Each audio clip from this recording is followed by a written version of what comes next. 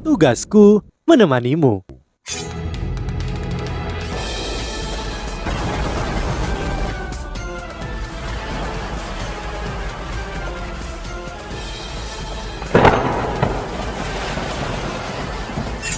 Hai sahabat Pasuk, kembali lagi bersama alur cerita versi novel Solen 2 Sekte Tang yang tak tertandingi. Jangan lupa like, subscribe, dan nyalakan tanda lonceng. Mari kita lanjutkan. Pria tua pertama menggelengkan kepalanya dan berkata, "Sulit dikatakan, di antara dua muridku, Wang Zhen relatif berkepala dingin dan mantap, dan dia melakukan banyak hal dengan lebih stabil. Dia adalah kakak senior dan memenuhi statusnya, namun Moke lebih berbakat. Tapi kelemahan terbesarnya adalah dia mudah sombong dan merendahkan. Dia sedikit lebih baik di depanku, tapi dia selalu sombong dan merendahkan orang luar. Aku sudah mengingatkannya berkali-kali, tetapi dia tidak pernah menghentikan kebiasaannya. Aku benar-benar ingin melihatnya kalah dari 66 hari ini, dan itu bukan hal yang buruk untuk pertumbuhan dan perkembangannya di masa depan." Wakil ketua sekte berkata, "Kita akan menunggu dan melihat. Kalau begitu, penatua kedua, bagaimana keuntungan aliansi Muswe dari turnamen ini?" Pria tua lainnya yang berbicara dengan yang pertama menjawab, "Kita telah memperoleh hampir 33% lebih dari perhitungan awal kita." Wakil ketua sekte mengangguk dan berkata, "Baiklah. Setelah ini, kita akan meningkatkan kontrol atas logam langka pemerintah. Kamu harus mengirim beberapa orang ketika saatnya tiba, karena ini adalah sumber daya utama sekte kita." Ya, penatua kedua mengakui dengan hormat. Tiga juri dengan cepat membuat penilaian mereka di panggung kompetisi, dan mereka menegaskan bahwa Yu Hao telah berhasil menciptakan alat jiwa. Namun, para juri berbagi kebingungan dengan penatua ketiga dan wakil ketua sekte, dan mereka tidak mengerti mengapa Yu Hao membuat alat jiwa seperti ini. Ini adalah alat jiwa pertahanan dalam perkelahian, yang berarti bahwa Yu Hao akan menjadi orang yang pasif menerima serangan. Apakah dia ingin melawan dengan mengerahkan kekuatan jiwanya? 98 atau Moke tidak terlihat begitu baik ketika dia melihat bahwa alat jiwa Yu Hao adalah perisai. Awalnya dia percaya bahwa Yu Hao sedang menciptakan alat jiwa serangan dengan kekuatan serangan yang luar biasa. Tapi sepertinya penilaiannya salah, dan itu berarti sebagian rencananya untuk melawan Yu Hao sia-sia. Dia telah menghabiskan 4 jam untuk menciptakan penghalang tak terkalahkan khusus untuk melawannya. Keenam instruksi jiwa dengan cepat divalidasi. 98 memiliki 6 alat jiwa yang lengkap. Yu Hao hanya memiliki 1 alat jiwa, dan 96 juga memiliki 6 alat jiwa. Hecha itu memiliki 5, dan 2 sisanya masing-masing memiliki 4 alat jiwa lengkap. Ketua juri berseru, "Aku akan mengajukan pertanyaan sekarang. Fase kerajinan atau penciptaan telah berakhir, dan karena ini adalah putaran ke-6, setiap alat jiwa harus diuji di lapangan. Tidak peduli bagaimana hasilnya, alat jiwa kalian harus terbukti dalam pertempuran untuk menunjukkan kekuatan. Izinkan aku bertanya kepada kalian, apakah ada yang merasa bahwa alat jiwa kalian tidak cukup untuk melawan lawan kalian? Kalian memiliki pilihan untuk mundur sekarang. Jika tidak, kalian akan bertanggung jawab sendiri atas cedera kalian dan bahkan kematian begitu kita memasuki fase pertempuran." Ada lebih banyak ketegangan di panggung kompetisi begitu ini dikatakan, dan suasananya terasa jauh lebih bermusuhan. Jelas bahwa panggung kompetisi ini adalah tempat 6 instruksi jiwa akan bertarung habis-habisan. Tidak ada yang mundur. Hadiah sangatlah besar. Jadi siapa yang tidak mau mencobanya? Sangat bagus. Karena tidak ada yang memutuskan untuk mundur, kita akan memulai fase pertempuran. Bolehkah aku mengundang 96 dan 37 untuk memulai pertandingan pertama? 37 bertarung melawan 96 dan sudah berada pada posisi yang kurang menguntungkan dalam aura dan wataknya. Tidak ada ketegangan sama sekali, dan 96 hanya butuh 5 menit untuk mencapai kemenangan luar biasa. Kemudian giliran Hechaito melawan 85. dengan kekuatan mengerikan dari meriam kelas 6-nya. Hecha itu mengalahkan 85 dengan kondisi yang menyedihkan. Penghalang jiwa pelindung kelas 5-nya langsung hancur oleh serangan meriam petir kelas 6 Hecha itu. Kekuatan jiwa hampir seluruhnya dihancurkan oleh dampak dan seluruh tubuhnya terbakar. Lawan memuntahkan seteguk cairan merah ketika dia jatuh kembali ke tanah. Pertempuran berakhir dan kemenangan telah ditentukan. Hecha itu sebenarnya cukup murah hati. Kalau tidak, 85 akan binasa. Kini menuju pertandingan ketiga. Mereka yang memasang taruhan pada 98 tidak khawatir sama sekali. 6 alat jiwa melawan 1. Kecuali lawannya memiliki kartu as yang memastikan kemenangannya. Keunggulan 98 itu terlalu jelas. Tidak ada yang mereka khawatirkan sama sekali.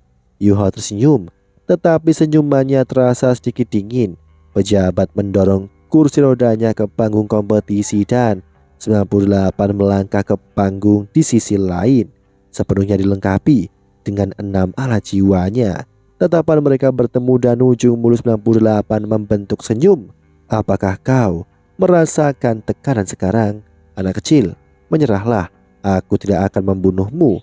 Mengingat kamu telah memberiku hadiah yang bagus, aku akan membiarkanmu menjaga hidupmu karena itu. Wajah Yuhao hitam. Kita bahkan belum bertarung. Bagaimana kau begitu yakin bahwa akan menang? Biarkan aku memberitahumu. Aku memiliki banyak kekuatan jiwa. 98 tertawa terbahak-bahak dan berkata, itu berarti kau ingin menggunakan perisai milikmu untuk menggilingku sampai aku tidak punya kekuatan jiwa lagi. Apakah kau pikir itu realistis? Aku memiliki setidaknya 100 cara untuk menembus pertahananmu. Kau keterlaluan dan sombong. Meski duduk di kursi roda itu, sekarang aku mengerti mengapa kau lumpuh. Yuhao merasakan simpul di hatinya. Meskipun dia dengan sengaja menunjukkan kelemahan pada lawannya, dia masih merasa tidak sangat senang ketika lawannya menyebut dia sebagai orang cacat yang sombong. Kita akan lihat selama pertandingan. Aku harap kau tidak akan menangis setelah kalah dalam pertempuran. Pisau pahat naga hijau kegelapannya itu sudah menjadi milikku. Yuhao mendengus dingin. Pisau pahat naga hijau kegelapanku ada di sini. Aku khawatir kau hanya bisa melihatnya. Hahaha. 98 melambaikan tangan kanannya dan cahaya hijau gelap melayang di ujung jari-jarinya seperti ular spiritual yang menjadi hidup. Yuhao harus mengakui bahwa 98 cukup berhasil dengan alat jiwanya dan dia memiliki pencapaian sendiri. Juri! Yuhao tiba-tiba berteriak ketika juri berbalik ke arahnya dengan bingung. Yuhao berkata, aku sudah memberikan taruhanku kepadamu sebelum ini. Babak penciptaan telah usai. Jadi bukankah seharusnya 98 memberikan taruhannya padamu sama sepertiku? Agar itu adil.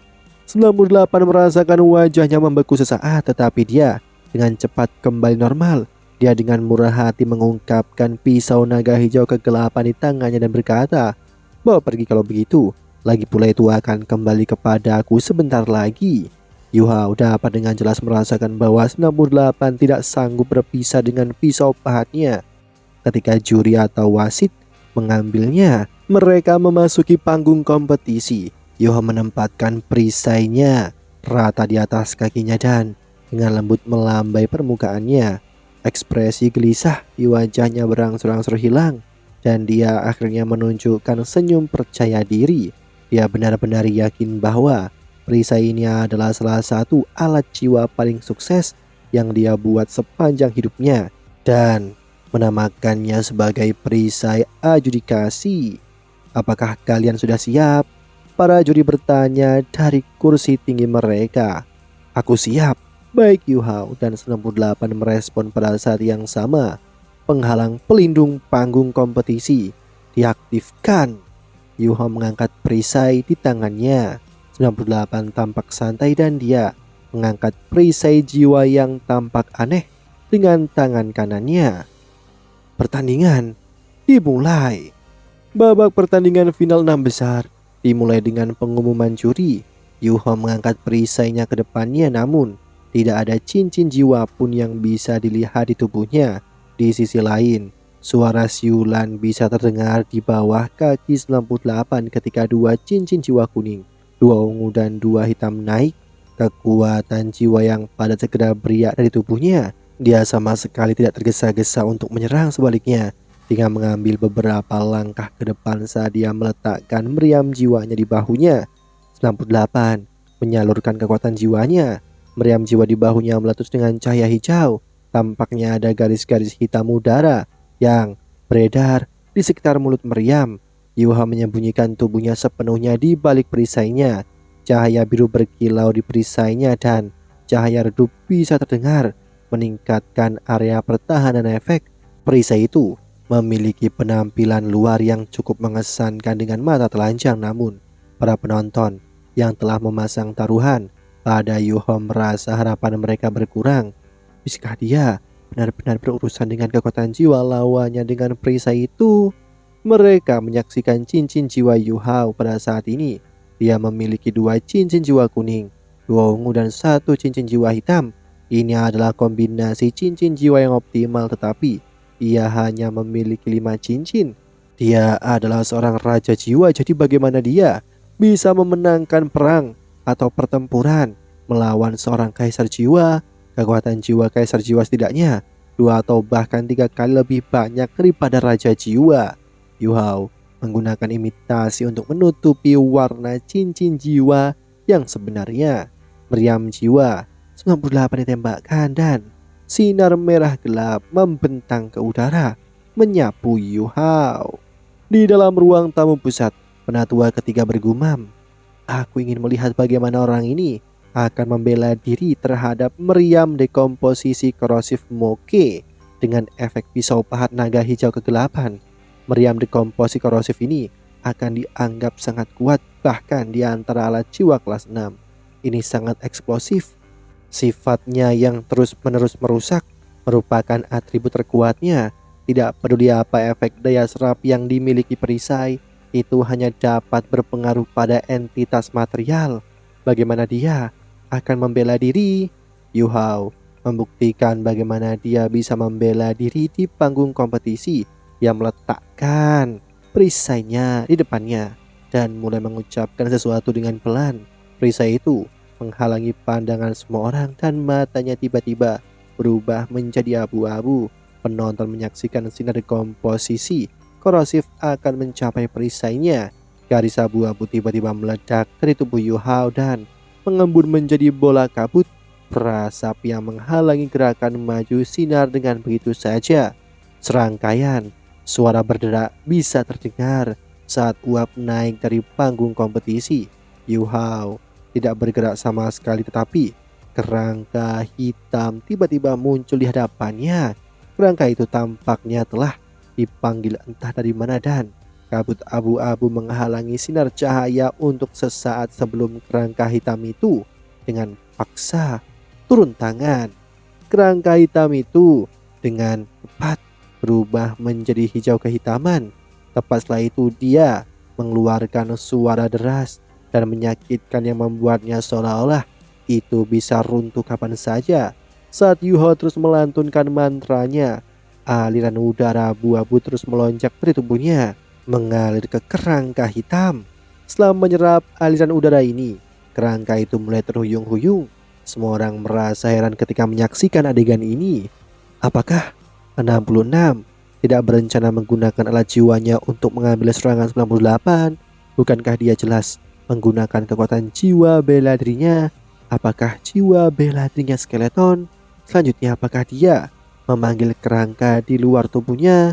Namun mengapa tak satu pun dari cincin jiwanya muncul dan memperkuat pertahanan kerangka ini?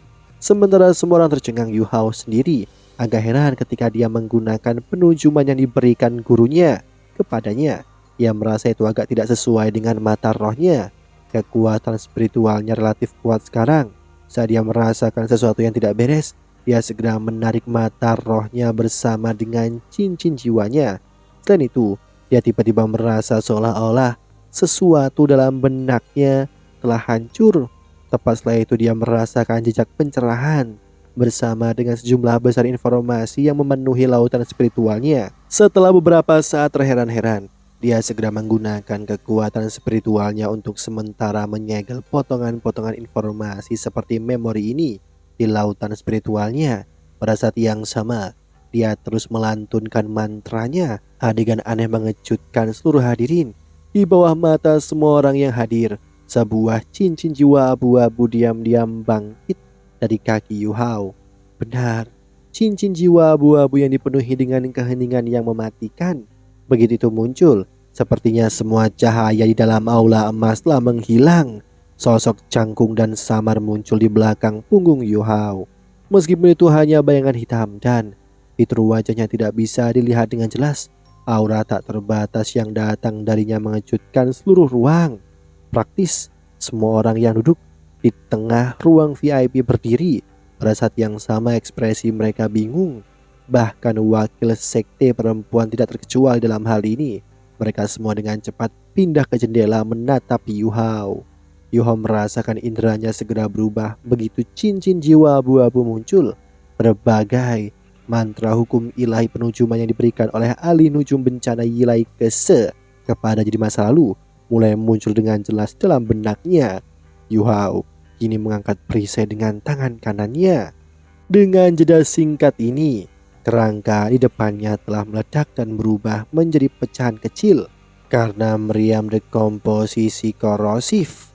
Lesatan meriam kemudian mendarat di perisainya praktis pada saat yang sama. Tanpa diduga, Yu Hao menaruh perisainya dan meletakkannya di kakinya. Pada saat ini akhirnya 98 melihat abu-abu mematikan di matanya. Sebagai orang yang berada di atas panggung, 98 adalah orang yang paling bisa merasakan perubahan aura Yu Hao. Ini adalah perasaan tersedak yang membuat seolah-olah tenggorokannya dihancurkan, dan tekanan yang sangat besar dan keheningan yang mematikan membuatnya agak tercekik. Dia hanya bisa meningkatkan jumlah kekuatan jiwa dalam meriam dekomposisi korosifnya dan berharap itu bisa mengeluarkan Yu Hao dan mengakhiri pertandingan. Setelah meletakkan perisainya, Yu Hao mengangkat tangan kanannya, mengetuk lembut udara. Dia mulai mengucapkan mantra sekali lagi. Dia merasakan kekuatan jiwa di tubuhnya berkeliaran dengan cepat dan kekuatan spiritual di benaknya melonjak keluar dengan deras. Rasanya seolah-olah ada sesuatu yang secara bersamaan menarik kekuatan spiritual dan kekuatan jiwa di tubuhnya. Sebuah pintu besar hitam pekat muncul di depan Yu Hao tanpa peringatan sebelumnya dan lesatan meriam dekomposisi korosif beberapa inci darinya jatuh tepat ke pintu itu. Pintu besar itu tampak setipis bulu, tetapi lesatan meriam dekomposisi korosif itu berhenti bergerak setelah jatuh ke dalamnya. Tepat setelah itu, lolongan sedih terdengar dari pintu itu. Dengan lambaian tangannya, sosok abu-abu melompat keluar dari pintu langsung menuju ke arah 98. Itu adalah humanoid metalik hijau dengan sepasang sayap di punggungnya, namun itu tidak memiliki kepala. Peristiwa yang tiba-tiba ini membuat 98 sangat heran. Dia menghentikan tembakan meriam dekomposisi korosifnya sejenak, lalu mengarahkannya ke zombie itu. Ceritaan yang menusuk telinga bercampur kabut beracun yang disebabkan oleh korosi di udara terdengar, namun zombie tanpa kepala hanya berhenti sejenak ketika menghadapi serangan 98. Tepat setelah itu, ia menyerbu ke depan, mengabaikan kekuatan destruktif dari meriam dekomposisi korosif, dan ternyata tubuhnya lebih keras dari besi. Mantra penujuman ini disebut sebagai gerbang spektral dan mengaktifkannya akan menciptakan pintu yang terhubung ke dunia bawah, memanggil hantu yang bisa membantu seseorang dalam pertempuran. Menurut ingatan bahwa Penatu Ayi telah meninggalkannya, gerbang spektral dapat memanggil hantu yang kekuatannya bisa berkisar dari Master Jiwa Ortodok 3 cincin hingga 6 cincin dari benua Doulo. Fakta bahwa zombie besi tanpa kepala bisa langsung mengambil serangan meriam dekomposisi korosif benar-benar membuat Yu Hao tercengang, namun Dia tidak berani bermain-main. Dia dengan cepat merilis mantra penujuman lainnya. Cambuk abu-abu transparan muncul di hadapan Yu Hao. Dengan gelombang itu menabrak zombie besi tanpa kepala. Segera zombie tanpa kepala mengeluarkan pekikan sedih. Sinar cahaya yang identik diambil dari tubuhnya sebelum bergabung kembali ke dalamnya. Ini adalah cambuk kematian, senjata yang bisa langsung menyerang jiwa lawan. Jika itu digunakan pada hantu yang dipanggil sendiri, itu akan meningkatkan kekuatan tempurnya untuk jangka waktu singkat. Setelah diserang oleh cambuk kematian, warna perunggu muncul di kulit zombie tanpa kepala. Itu mengambil tembakan meriam dengan paksa. Saat ini 98 benar-benar merasa agak panik. Memukul dadanya dengan tangan kanannya, dia langsung melepaskan cincin jiwa putih yang melemparkan zombie tanpa kepala yang bergegas maju. Tidak ada yang akan berpikir bahwa turnamen ini akan berakhir seperti ini, tetapi tidak ada yang bisa mengatakan bahwa Yu Hao melanggar peraturan. Kemampuan Yu Hao terlalu aneh. Ini jelas keterampilan dari seorang master jiwa jahat. Yu Hao jarang menggunakan sihir penujuman, tetapi itu membantu menyembunyikan identitasnya di dalam aula emas. Pada saat ini, keterampilan yang ia gunakan, sihir ini, mulai meningkat. Zombie tanpa kepala segera berurusan dengan 98. Yu Hao mulai melantunkan mantra lainnya. Cincin cahaya merah diam-diam muncul di bawah 98, naik ke udara. Tepat setelah itu, tengkorak merah gelap muncul di atasnya dan gerakannya agak lambat. Ini adalah kutukan darah, mantra penujuman yang bisa memperlambat seseorang. Begitu targetnya diserang, efek kutukan itu akan menyala, melukai dirinya bahkan lebih. Setelah mengucapkan mantra ini, nyanyian Yu Hao menjadi lebih jelas. Ketika nyanyian aneh terus berdering, sosok cahaya ilusi di belakangnya menjadi lebih jelas. Orang itu adalah penatua Yi. Secara alami, hanya Yu Hao yang dapat mengidentifikasi dia. Semua orang hanya bisa melihat gambar buram seorang tua. Kekuatan mantra penujuman biasanya sebanding dengan panjang mantra. Semakin lama akan semakin kuat mantra itu. Rasa krisis yang intens menyelimuti 98, namun dia saat ini tidak punya cara untuk mengeluarkan Yu Hao. Zombie tanpa kepala itu terlalu cepat dan tidak hanya tidak takut mati, itu bahkan sekuat baja. Yang paling bisa dia lakukan dengan alat jiwa yang dia buat selama turnamen ini adalah mendorongnya kembali atau bahkan melukainya, namun dia tidak akan bisa melakukannya. 98 juga mengerti bahwa dia perlu menggunakan beberapa kemampuan yang secara khusus kuat untuk melawan zombie untuk mengeluarkannya. Namun bagaimana dia menemukan alat jiwa yang secara khusus kuat terhadapnya sekarang? Nyanyian aneh Yu Hao seperti kutukan voodoo baginya. Saat ekspresinya terus berubah, 98 tiba-tiba berguling-guling di tanah menghindari serangan zombie tanpa kepala. Tepat setelah itu, sinar cahaya meletus di belakang punggungnya. Momentum kuat yang diciptakan oleh pendorong jiwa di punggungnya mengirimnya terbang langsung menuju Yu Hao. Pada saat yang sama dia mengaktifkan penghalang tak terkalahkan emasnya. Belati hitam pekat muncul di tangannya juga. Belati itu adalah belati dekomposisi korosif, alat jiwa kelas 4 pertarungan jarak dekat. Setelah menyerang target seseorang, belati ini akan dengan cepat menimbulkan korosi pada pertahanan luarnya dan membuat busuk tubuh lawan sampai menembus targetnya. Menghadapi gangguan tanpa henti zombie tanpa kepala, 98 menyadari bahwa jika ini terus berlanjut, ia akan selesai jika Yu Hao menggunakan bahkan hanya satu keterampilan jiwa. Karena itu, ia terpaksa mengambil resiko. Karena putus asa, dia melirik diri Yu Hao. Dia tahu bahwa selama dia bisa mendekat dan mengganggu nyanyian misteriusnya, dia akan bisa mengakhiri pertarungan. Selama penghalang tak terkalahkannya ada, zombie tanpa kepala itu tidak akan bisa melukainya. Ketika dia melakukannya, dia melihat jejak penyesalan melintas di mata Yu Hao. Sebelum sebuah perisai besar tiba-tiba muncul dan menghalangi seluruh pandangannya, lapisan cahaya hijau gelap langsung naik dari permukaan perisai. 98 menatapnya dengan penuh harap, siap untuk menghunuskan belatinya menembus perisai. Namun yang mengejutkannya adalah belatinya adalah tampaknya yang terkorosi. Ketika bersentuhan dengan perisai, seolah-olah ujung pisaunya telah benar-benar menjadi tumpul. Segera setelah itu cincin cahaya menyala di permukaan perisai dan mengirim 98 terbang seperti peluru meriam. Demikianlah kisah untuk kali ini. Sahabat Pasuk, jangan sedih, jangan bimbang, apalagi galau. Karena aku kan selalu menemanimu.